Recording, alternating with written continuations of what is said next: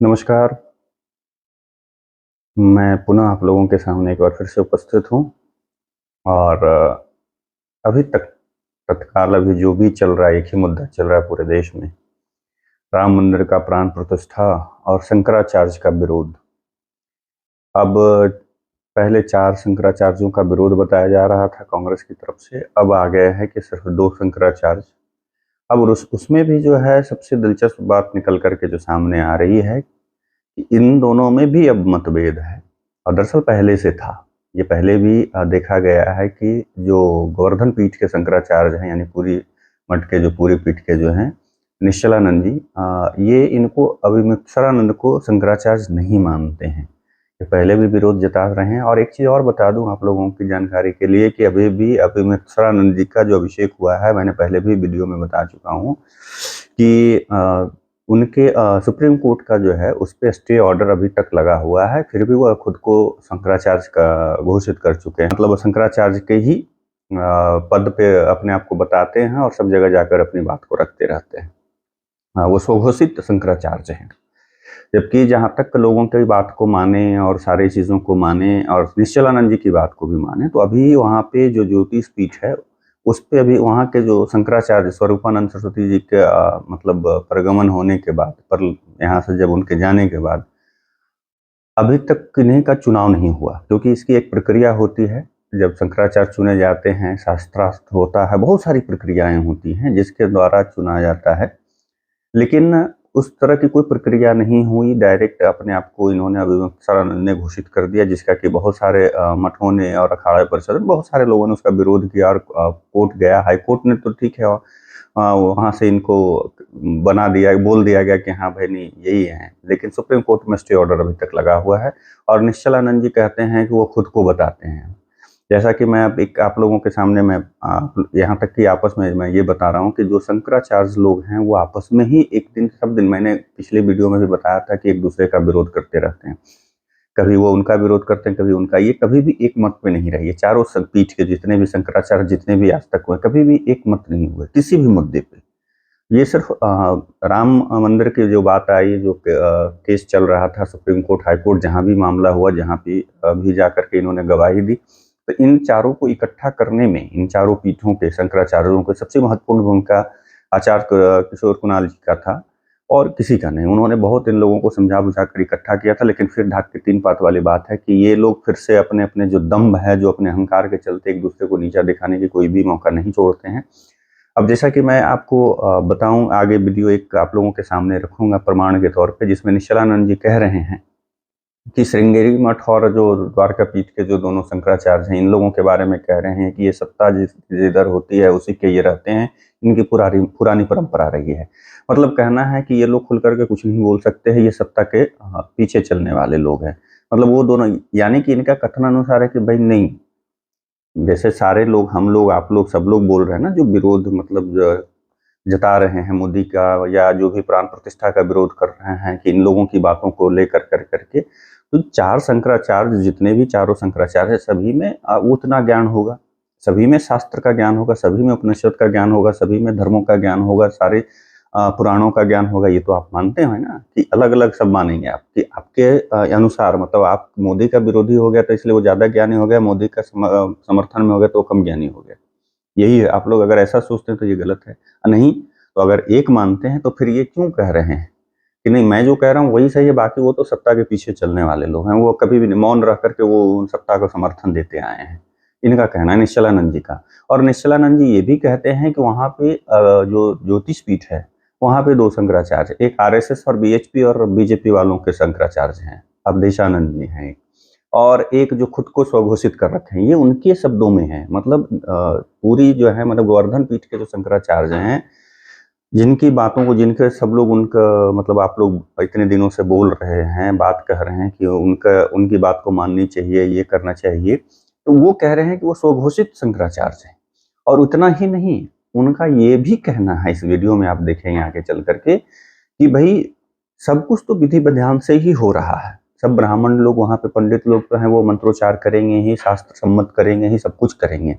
लेकिन वहाँ पे ये जो राम की मूर्ति रखी जा रही है वो सेकुलर है, पता नहीं कैसे, जबकि अब राम की मूर्ति का जो वहाँ पे जो रखी गई है वो आप लोगों के सामने भी आ गया कि उस मूर्ति में भगवान के 10 रूप का दर्शाया गया है, भगवान हनुमान जी की भी उसमें दर्शाया गया है, सारा चीज़ उसमें दर्शाया गया है। तो ये सेकुलर कैसे, ये किस शब्द से, कहाँ से इस चीज़ को ला रहे हैं कि वो सेकुलर राम जी हैं? अच्छा, सेकुलर राम जी हैं, और ये जो राम जी पहले वो क्या कम्युनल, कहना क्या चाह रहे हैं कि सनातन वाले जो राम जी हैं वो कम्युनल थे? मतलब किस तरीके से ये बात रखना चाह रहे हैं, ये मेरी समझ में तो नहीं आ रही, आप लोगों की समझ में आती होगी तो अलग बात है। तो उनका ये कहना है कि स्पर्श की भी एक जो है वो समय आपकी सीमा होती है। मतलब फिर से वो स्पर्श पे चले गए, माने मोदी के स्पर्श करने से उनको दिक्कत है। मतलब यानी कि मोदी जी के कास्ट से, मतलब यानी ब्राह्मण सही कर रहे हैं, बट जो स्पर्श होगा, स्पर्श करने से वो जो है एक तो पहले सेकुलर राम हो जाएँगे, वहाँ पे सेकुलर विधि अपनाई जा रही है। अब सेकुलर मुझे लगता है इस तरीके से भी, इस तर्क से भी कहा जा सकता है कि वो जो सभी लोगों को, सभी धर्म के लोगों को जो बुला रहे हैं, निमंत्रण दे रहे हैं, इस आधार पे वो सेकुलर कह रहे हैं। मुझे जहाँ तक समझ में आती है कि इसके आधार पर यही उनको मानना होगा। बाकी तो ऐसा कोई कारण नहीं दिखता है कि जिसके आधार पे वो कह सकते हैं कि सेकुलर हैं, अभी वहाँ जो मूर्ति रखी है वो सेकुलर है। और दूसरा चीज़ उनके मोदी जी का जो वो जाति जो उनकी व्यवस्था जो इनके मन में है, वर्ण व्यवस्था नहीं, जाति व्यवस्था। वर्ण व्यवस्था जो हमारे सनातन की परंपरा 4 वर्णों में बात प्रभाषित की गई है, उस आधार पे, कर्मों के आधार पे ही चयन होता है, जो अभी तक हम लोग जानते हैं। लेकिन इनके जो बात निकल कर के आ रही है, यानी कि जाति व्यवस्था के तहत ये चाह रहे हैं कि नहीं, वो स्पर्श नहीं करें। इनकी बातों से साफ-साफ झलक रहा है। वो आप उस चीज़ को देख कर के समझेंगे। दूसरी चीज़ ये भी कह रहे हैं, दंभ भर रहे हैं आगे चल कर के कि 24 के चुनाव में परिणाम देख लीजिएगा, समझ में आ जाएगा। मतलब यहाँ ये भी कह रहे हैं कि मेरी बात को मानने को मजबूर हैं, उनको मानना ही होगा। ये भी ये कह रहे हैं कि भई जब आपका 370 हमने ही कहा था हटाने, माने सारे एक तरफ राजनीतिक कह रहे हैं कि मैं राजनीतिक व्यक्ति नहीं हूँ, शंकराचार्य कोई राजनीतिक हो नहीं सकता, किसी पार्टी के समर्थन में या विपक्ष में नहीं हो सकता, सिर्फ धर्म और शास्त्र की बात करते हैं। तो फिर 370 और ये तो सब दिन राजनीतिक मुद्दे रहे हैं, फिर क्यों ये कह रहे हैं? तो ये निश्चलानंद जी की बातें अभी तक है, वो मैं आगे अभी आपको जो है वीडियो में दिखाऊँगा। आप उस चीज़ को पहले देख लीजिए, ये 2-3 मिनट का वीडियो है, देन उसके बाद फिर जो है हम अपनी बात को फिर से रखेंगे, तब तक आप इसको देखिए। ताली बजाते रहेंगे और क्या करेंगे। शंकराचार्य को अपने पद का अभिमान की बात नहीं है, ध्यान रखना चाहिए। गौरव का था चुनाव पर हमें क्या पता असर पड़ेगा या न पड़ेगा, देख लीजिएगा। तो ये तो मालूम ही होगा। हमने कहा था कि हिंदू धर्म में सबकी जीविका जन्म से सुरक्षित, उसका अनुगमन किया है नहीं प्रधानमंत्री आदि ने। जो हम कहते हैं उसका अनुगमन तो लोग करने के लिए बाध्य होते हैं। सीमा की सुरक्षा इसको लेकर सबकी जीविका जन्म से सुरक्षित, सब तो अच्छा। गाय को लेकर जो हमने कहा, अब गाय को चारा देने लग गई या नहीं। एक और 370 धारा निरस्त कैसे हुई? हमारे यहाँ से सबसे पहले आवाज़ आई थी या नहीं? प्रतिष्ठा तो होनी चाहिए, लेकिन राम जी सेकुलर तो नहीं थे। क्या वेदादि शास्त्र सम्मत धर्म के पालन करने वाले थे, भगवान के अवतार होने पर भी। तो शास्त्रीय विधा जो है प्रतिष्ठा की, पूजा की, उसका विलोप ना हो, उसकी पूर्ण रक्षा होनी चाहिए। प्रधानमंत्री आदि जो होते हैं उनका दायित्व होता है कि जो शास्त्र सम्मत विधा है धार्मिक आध्यात्मिक क्षेत्र में, उसमें जो विधि निषेध हैं उनका पालन करवाने का उनका दायित्व होता है। कोई मर्यादा का उल्लंघन करना या करवाना उनका दायित्व नहीं होता है, इससे तो उनका अपकर्ष ही होता है। ऐसा है कि पंडित लोग तो विधि विधान से अपना मंत्र आदि पढ़ेंगे ही, लेकिन मूर्ति के स्पर्श की कोई मर्यादा होती है, मुहूर्त का भी कोई शास्त्र सम्मत स्वरूप होता है। उन सब पर ध्यान न दे करके शास्त्र सम्मत विधा से प्रतिष्ठा तो होगी, मंत्र आदि पंडित लोग पढ़ेंगे ही, लेकिन इसमें एक प्रकार से जो सेकुलर तंत्र है उसका हस्तक्षेप पूरा है। ऐसा है कि मैंने बाकी जो 3 हैं उनसे संपर्क नहीं किया है। श्रृंगेरी का जो स्वरूप है, मौन रहना या जिसका शासन है उसके साथ रहना, वो परंपरा से उनकी यही विधा होती है। और जो द्वारका के भी हैं उनका वक्तव्य मुझे कोई कार में सुना रहे थे, वो मैंने सुन लिया। और जोशी मठ के विश्व हिंदू परिषद वाले आदि मानते हैं वासुदेवानंद जी को, कोई और भी हैं जो अपने को कहते हैं। तो वासुदेवानंद जी महाराज तो हमेशा से आरएसएस भाजपा के समर्थक ही रहे। हमारा आपस में कोई संवाद नहीं है, कोई एक दूसरे से भिड़ने की बात भी नहीं। जैसा कि आपने सुना, यानी कि मतलब ये देखिए कि ये खुद में आपस में ही ये चारों जो है एक मतलब मत नहीं है, एक मत नहीं है, एक जगह पे नहीं। वो दोनों अलग हैं, निश्चलानंद जी अलग हैं। वो दोनों एक कम से कम एक साथ दिख रहे हैं, लेकिन निश्चलानंद जी अलग हैं, अभिनवसरानंद जी अलग हैं, जिनको कि निश्चलानंद जी शंकराचार्य मानते ही नहीं, उन्हें स्वघोषित कहते हैं। और जो तथ्यों का आधार पे जो अभी सुप्रीम कोर्ट में भी स्टे ऑर्डर लगा हुआ है, या पता कर सकते हैं, पता करने की चीज़ है, आपका गूगल पे पड़ा हुआ है, आप इसको देख सकते हैं, आरटीआई से पूछ सकते हैं, जैसे चाहें पता कर सकते हैं कि उनके शंकराचार्य का जो अभिषेक होना था उस पर स्टे ऑर्डर लगा हुआ है सुप्रीम कोर्ट के। हाँ, हाई कोर्ट की तरफ से स्टे ऑर्डर हट गया, लेकिन सुप्रीम कोर्ट की तरफ से अभी भी स्टे ऑर्डर है। तो बात उठती है कि जब आप ही अब एक मत नहीं है तो फिर क्यों इस तरह के। और जब सबसे पहले ये है कि निश्चलानंद जी की बात को जैसा आपने सुना कि उसमें कह रहे हैं कि जब पंडित के मंत्रोच्चार सही है, शास्त्र सम्मत करवा रहे हैं, सब कुछ सही है, तो फिर दिक्कत किस वजह से है आपको? दिक्कत इसी बात से है ना कि आप लोगों से सलाह नहीं ली गई।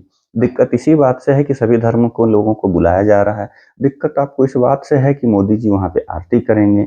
दिक्कत आपको या तो पॉलिटिकल हो सकता है, मतलब किसी कारण से, यही सब कुछ कारण दिखते हैं ना, इसके अलावा तो कोई कारण नहीं दिखता जिसके कारण कि आपको दिक्कत होना चाहिए।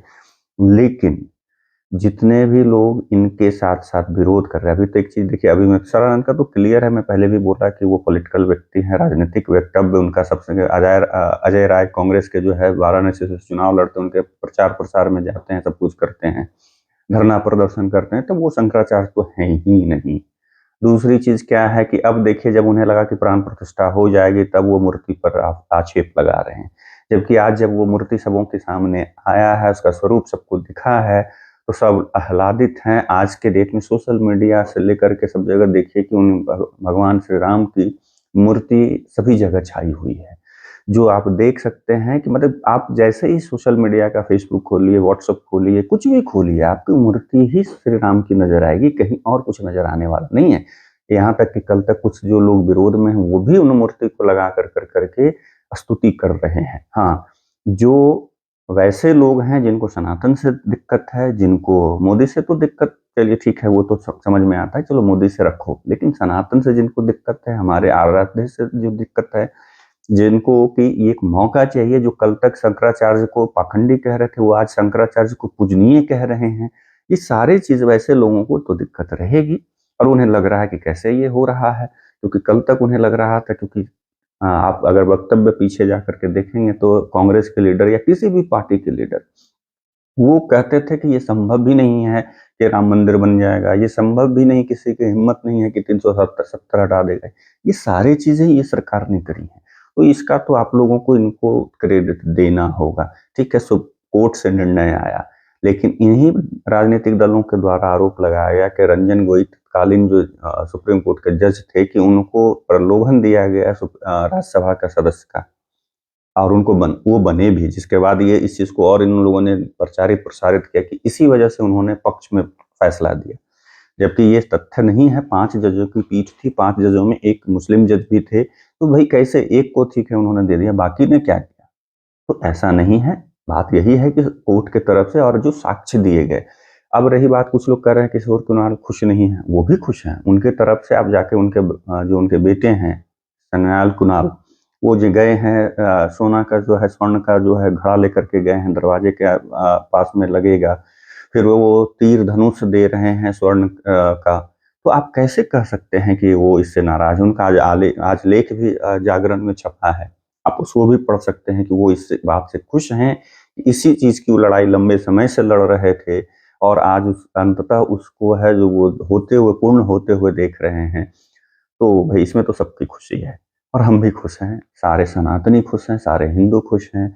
वही लोग खुश नहीं होंगे जो शंकराचार्य के मतलब वंशज हैं, जो राक्षसों के वंशज हैं, उनको तो खुशी नहीं मिलेगी कि धर्म का एक जो है अभी देश धर्ममय हो रखा है, राममय हो रखा है, तो उनको तो दिक्कत बुझाएगी। तो आपको दिक्कत हो तो हो, उससे हमें कोई फर्क नहीं पड़ता, लेकिन आप लोग भी जो कहते हैं कि मोदी भक्त है, जी मोदी भक्त नहीं है, हम लोग तथ्यों की बात करते हैं। आपसे निवेदन है कि इन सब चीज़ों को जो मैं 2-3 वीडियो में आपको हर तथ्य को लेकर के आ रहा हूँ, जो उनके वक्तव्य, ये नहीं कि हाँ सिर्फ अपनी आके बात रख रहा हूँ, आप इन वक्तव्यों को देख करके समझिए कि सिर्फ एक प्रायोजित ये सब चीज विरोध था और कुछ नहीं है। और अंततः जो है सोमवार को पूर्ण रूपेण तरीके से राम मंदिर में जो है वो प्राण प्रतिष्ठा होकर करके आरती मंगल शुरू हो जाएगी, और उसके बाद जब कभी मौका मिले दर्शन करने के लिए हम भी, आप भी, सब लोग जाएंगे। तो और उसके बाद धीरे-धीरे जो है, जैसे सोमनाथ मंदिर में लगभग मतलब 49 या 50 में वहाँ पे ये हुआ था, प्राण प्रतिष्ठा शुरुआत हुई थी गर्भगृह की, और उसके बाद बनते-बनते 1900 मतलब 60 का दशक चलाया था, लगभग 1 दशक कंप्लीट लगा था बनने में, कंप्लीट होने में। तो यहाँ भी हो सकता है उतना टाइम तो लगेगा ही लगेगा, क्योंकि 100 एकड़ में बनना है भई, तो समझने वाली बात है। थोड़ा-सा भगवान सबको सद्बुद्धि दें, और अगर आस्था थोड़ी भी भगवान में है तो आइए, खुशी मनाइए। तब तक के लिए जय सिया राम।